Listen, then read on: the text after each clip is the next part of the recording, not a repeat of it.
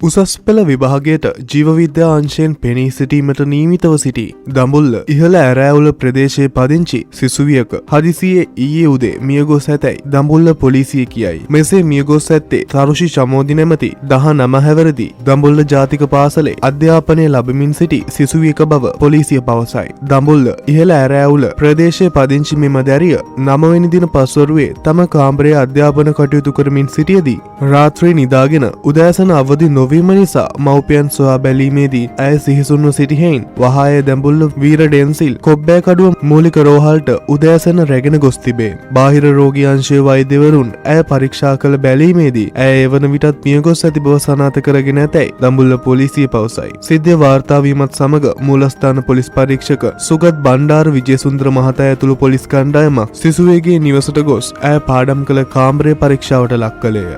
එහිදී සැකකටයුතු කිසිවක් සොයා ගැනීමට නොහැකි වී තිබේ. සිසුවියගේ මරණයට හේතුව මෙතෙක් අනාවරණය වී නැති බව පොලිසිය සඳහන් කරයි. සිසුවියගේ පියා විශ්‍රාමික නාවික හමුදා සෙබළෙකු බවත් ඇයට බාල නැගණියක්ද සිටී. ඇය අධ්‍යාපනයට විශාල උනන්දුවක් දැක් වූ සිසුවියකි. ඇයගේ මුළු කාමරය පුරාම අධ්‍යාපනික අවශ්‍යතාවයන් පිළිබඳ සටහන් රැසක් අලවා තිබිණි. ඇගේ බලාපොරොත්තුව දිස්ත්‍රික්කයේ පළමු ස්ථානය ලබා ගැනීම බවටද ඇය බිත්තියේ සඳහන් කර තිබීම විශේෂත්වයකි. මියගිය පාසල් සිසුවියගේ පශ්චාත් මරණ පරීක්ෂණය දඹුල්ල මූලික රෝහලේදී ඊයේ පැවැත්වීමට නියමිතව තිබුණි. දඹුල්ල පොලිසිය මේ පිළිබඳ වැඩිදුර පරීක්ෂණ පවත්වයි.